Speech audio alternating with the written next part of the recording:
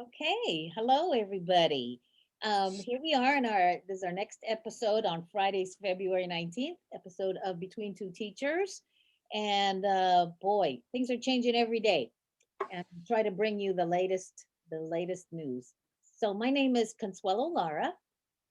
I'm Madeline Cronenberg, and I will give our land acknowledgement. We are, of course, coming to you today on the ancestral lands of the Chochenyo, Karkin, Ohlone, Muwekma people. We remember their continued connection to this region and give thanks to them for allowing us to live, work, learn, and pray on their traditional homeland. We offer our respect to their elders and all Ohlone people of the past and the present. It's important to remember them. So much education news today. Education has been a hot topic for everyone. So the White House is very invested in making sure that schools reopen. And one of the things that's happened nationally, and I've got this on the Trello page, is there's a map now of everywhere in the country where teachers can get vaccinated. And the vaccines are the big thing that's happening. More and more, the thing that will protect teachers and make the honest to God, if we think about it, something I think that people aren't talking about enough, is many teachers are older. In the grand scheme of who is in the teaching workforce, right? There's a reason that I think that the teaching workforce is more hesitant and careful. And it's because so many teachers fall into a category that's riskier. Yeah. When I had the Future Teacher Club and I was really looking at the teacher shortage at that time, and that was like what, 3 years ago, 1/3 of all teachers are baby boomers. A third. So right. So people shouldn't be surprised that when the teachers take votes, it's not the same as other groups, right? There is much more hesitancy and need to be careful. I mean, that is simply how it's played out. And thank God the vaccines are here now. And throughout the country, they're being distributed to educators. And that really is the path forward. More than anything else, that is the path forward. So California, anyway, there's this map of where teachers are being vaccinated.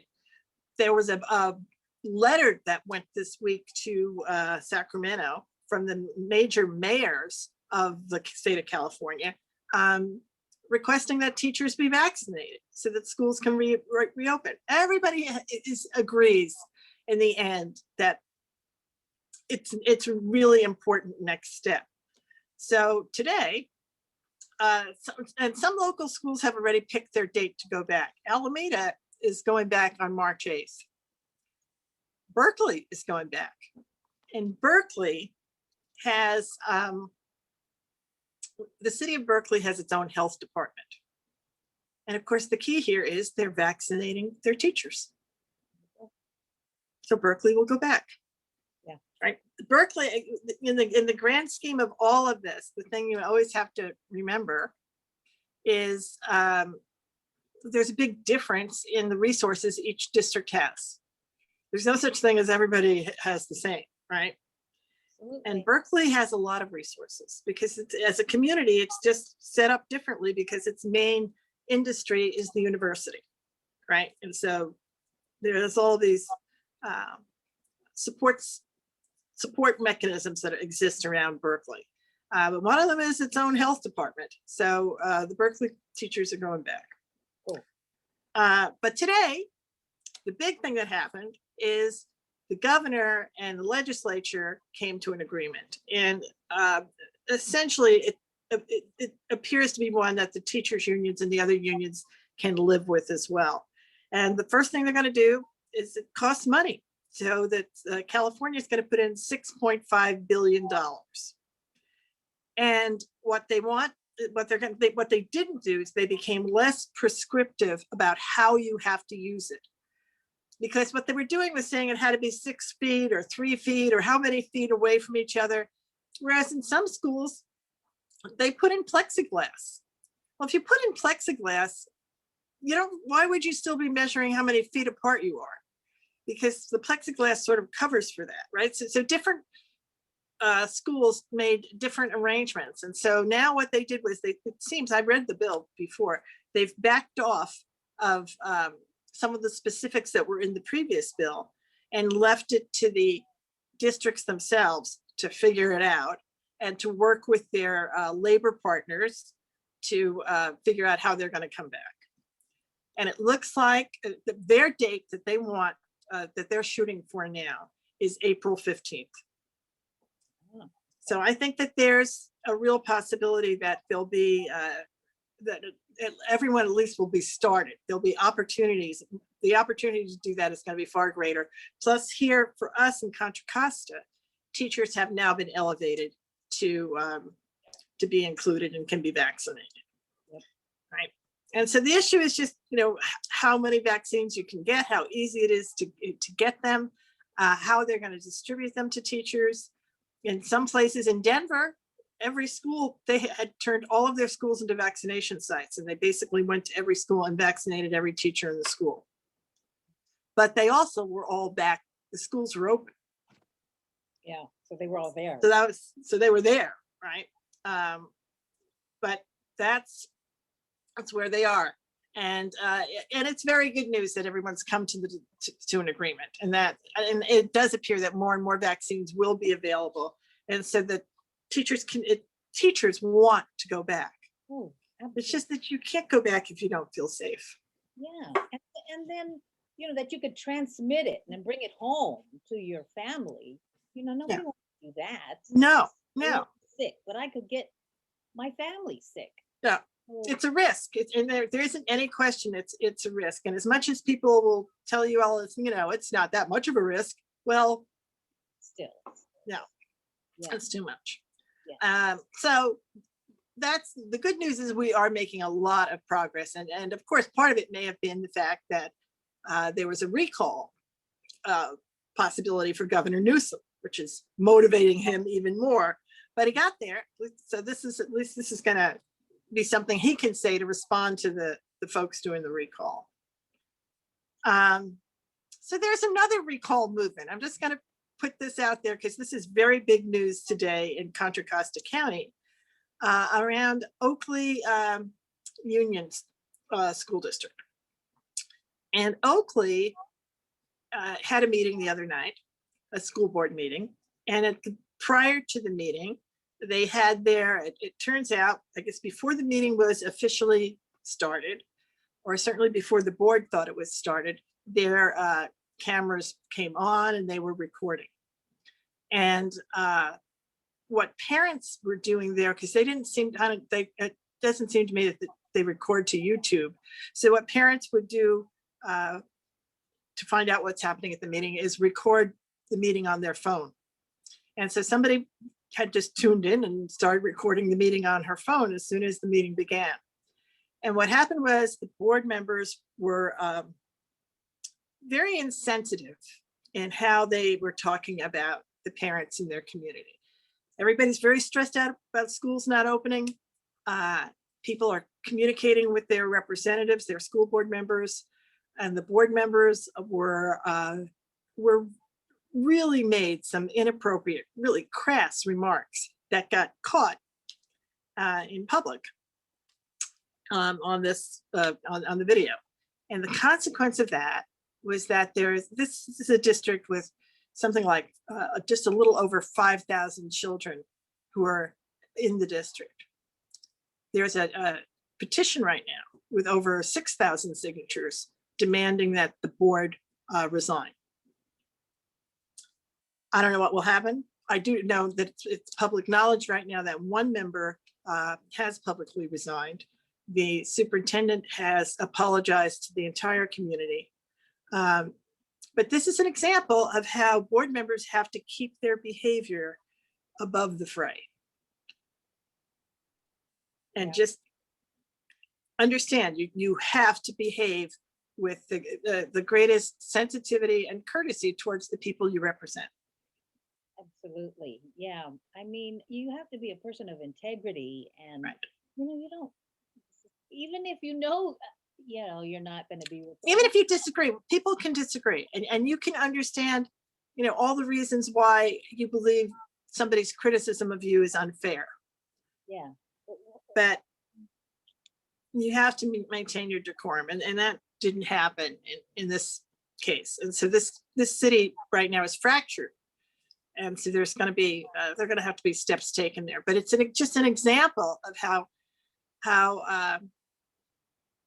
tense these times are right now. I think that's what it is. It's really pushing people to be inappropriate, to react very emotionally, not, thinking. And we can't do that. We can't do Right. I mean, these are people who just ran for office. that. Just got elected. It's just, I'm not, at least some of them, and others had experience and had been in office. But anyway, it's a story that we will continue to update you on. It's changing by the minute in Oakley. But today you've had a meeting today. We're going to talk a little bit about what's going on at the county and at the Concilio, right?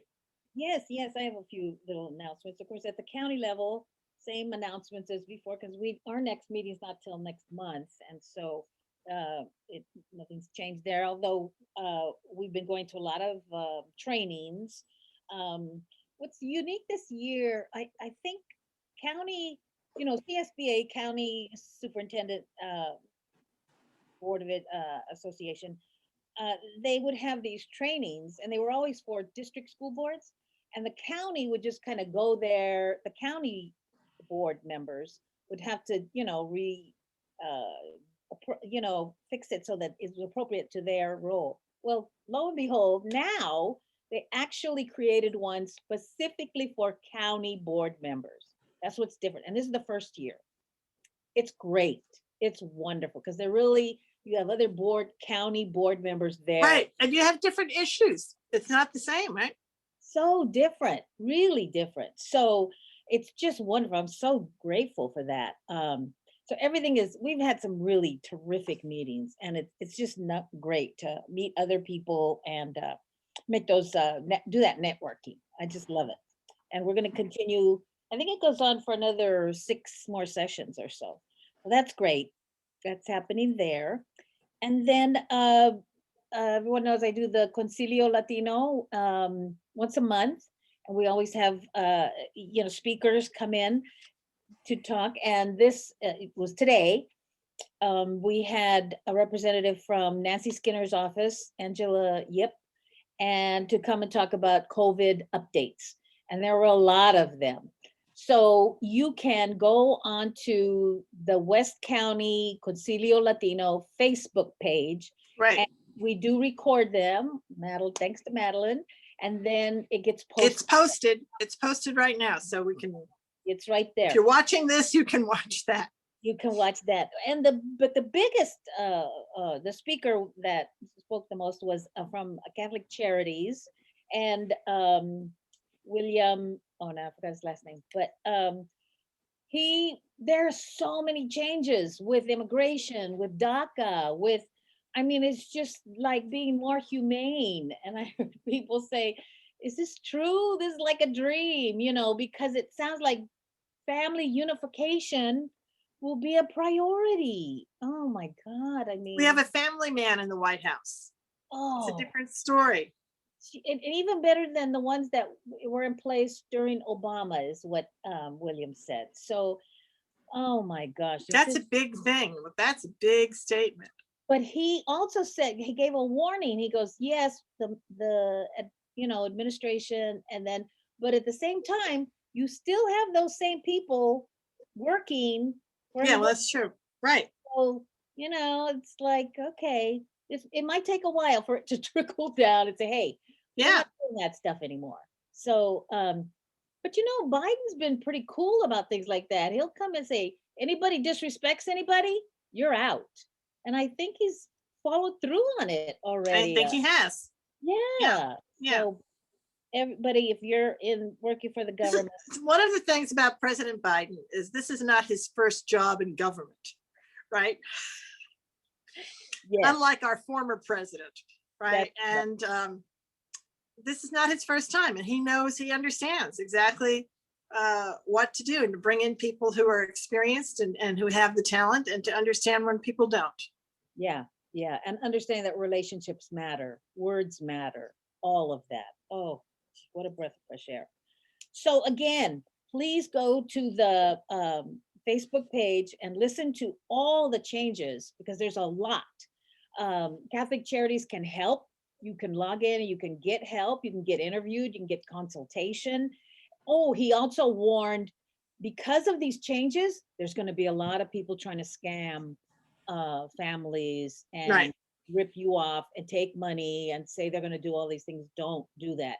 Go to a reputable agency, and Catholic Charities is like one of the best. So go do that, and it's just wonderful, the things that are happening right now. And the last thing that I want to talk about, and I'm going to continue talking about these things, and that's the hubs that we've been bringing up. And there, I went to a hub about a few months ago, the one at Hilltop.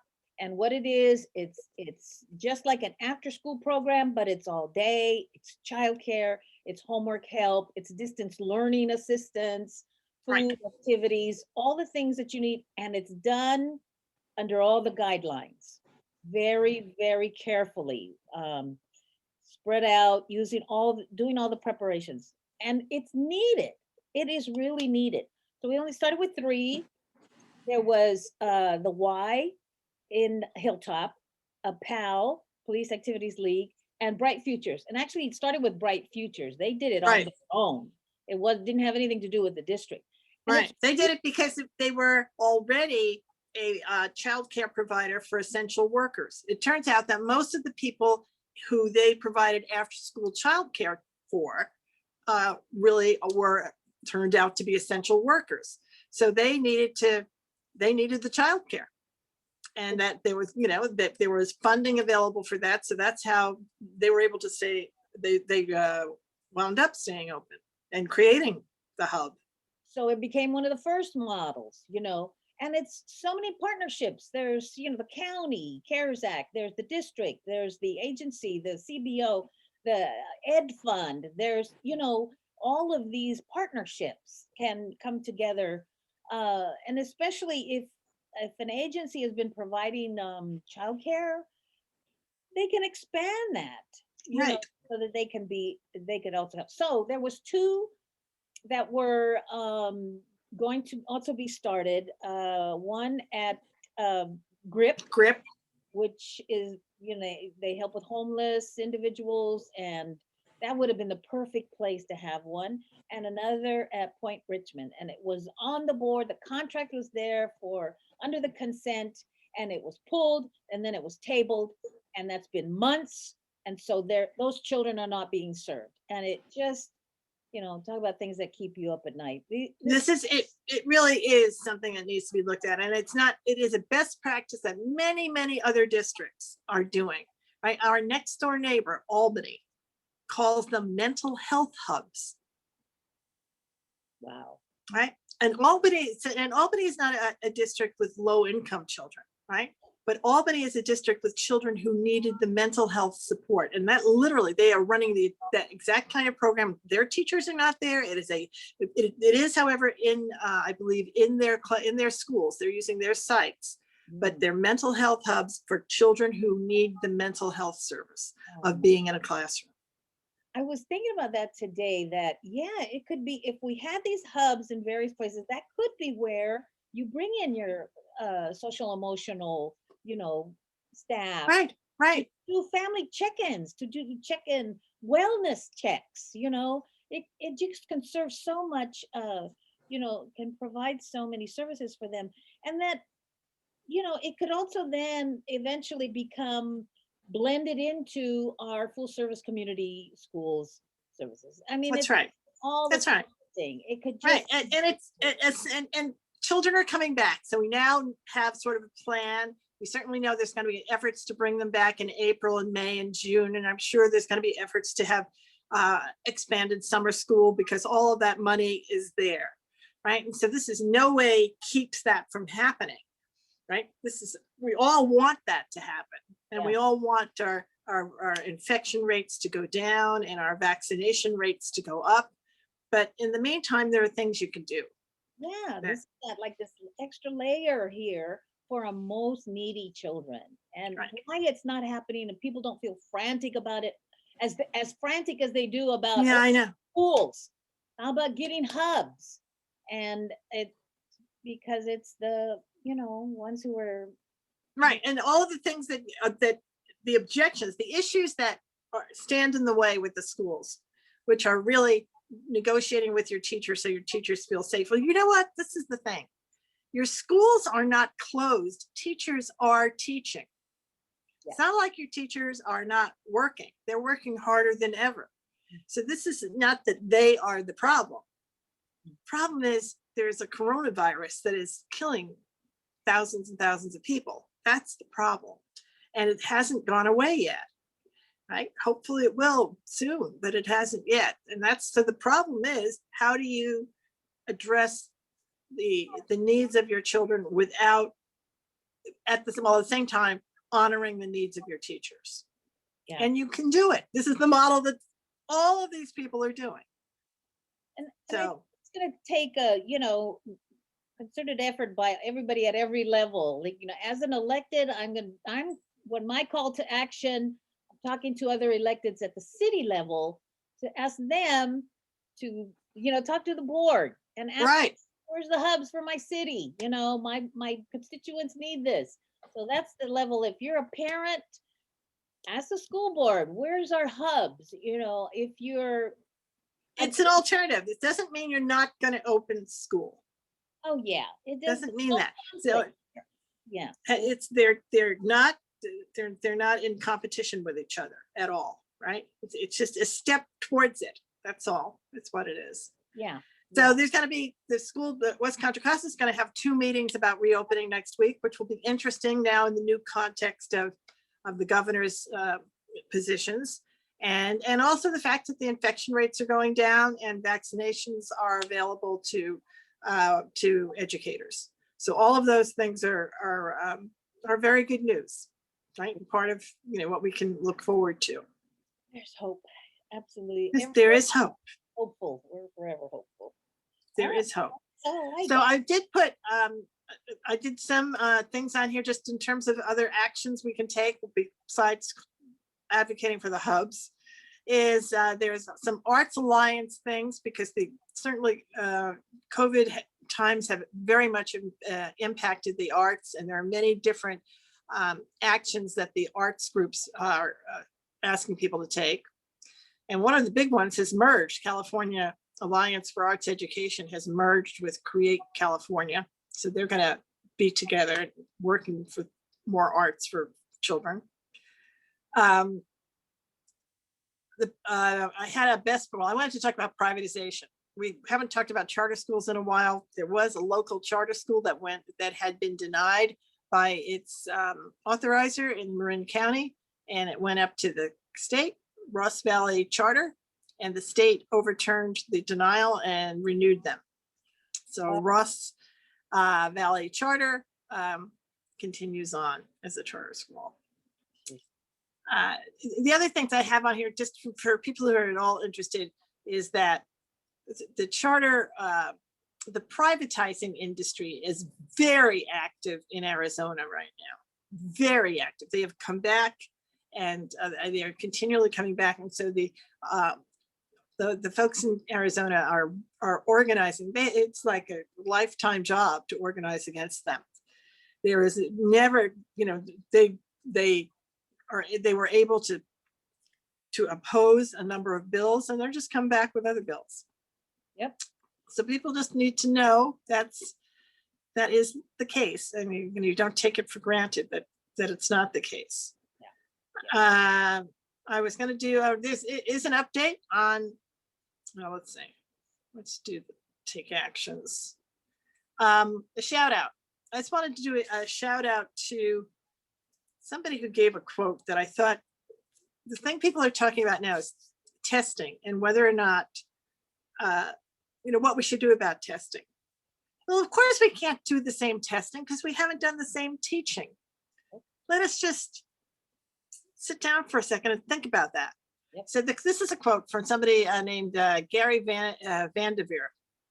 And he said, "The elephant in the room seems to be an element of distrust of teachers by policymakers who do not trust teachers to even grade a portfolio," which is really what teachers are asking to do. Mhm. Instead, the policymakers are ready and willing to trust the testing companies to hire graders on their tests that they find on Craigslist. And that is exactly what happens.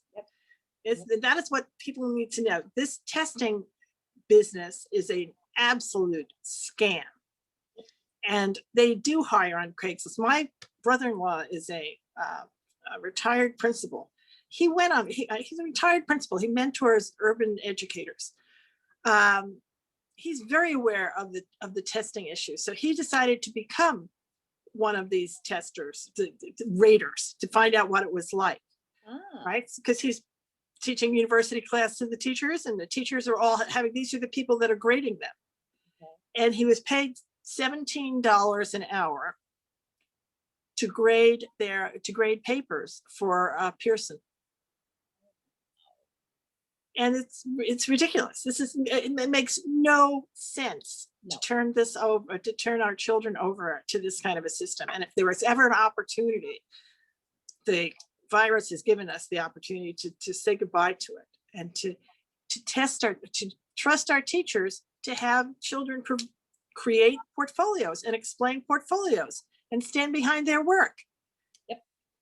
That was the discussion. Every time that test would show up, teachers would go, "Wait a minute, I didn't teach this." Exactly. This is what I want to test what I want to test what I taught.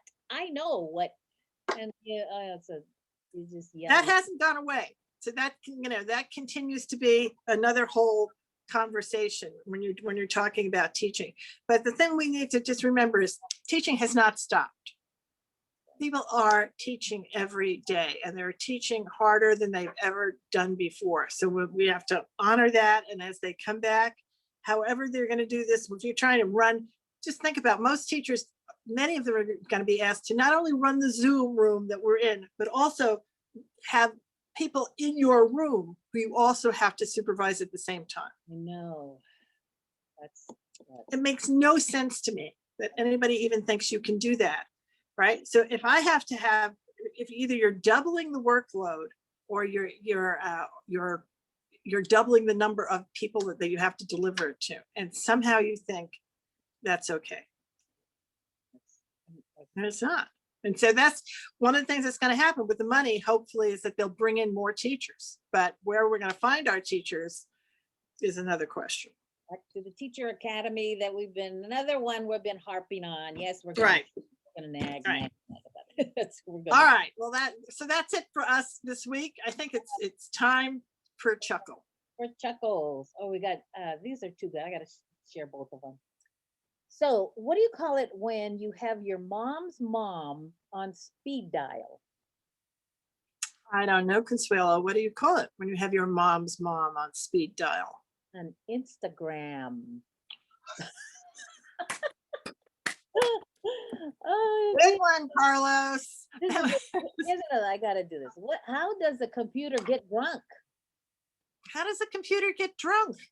It takes screenshots. Carlos. I love it. All right. We'll see you all next time. Bye-bye. Bye.